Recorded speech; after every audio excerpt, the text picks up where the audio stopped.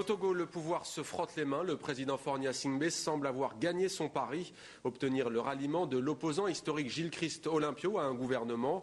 Résultat, l'UFC, le principal parti d'opposition, est aujourd'hui scindé en deux. Emmanuel Sodji.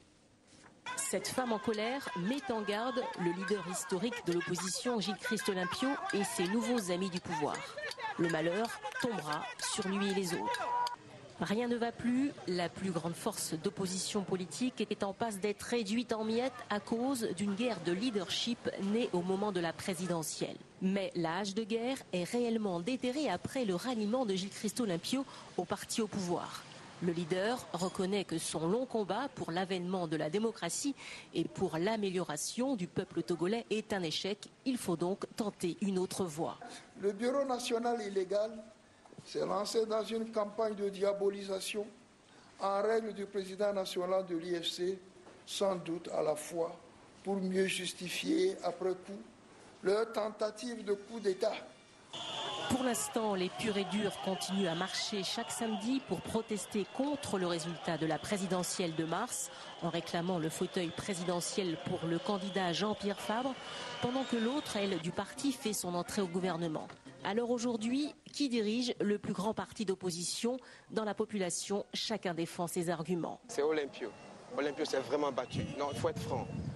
Même de l'extérieur, il s'est battu. Il a même reçu des balles pour ça. Tout le monde le sait.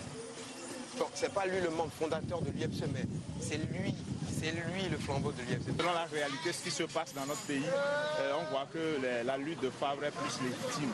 C'est en accord avec notre réalité. Je suis loyaliste, donc je suis pour l'UFC de Olympio. Olympio, il nous a trahis. Parce qu'il ne peut pas aller se rejoindre à eux. Pour l'instant, ce sont les forces de l'ordre qui jouent le rôle d'arbitre.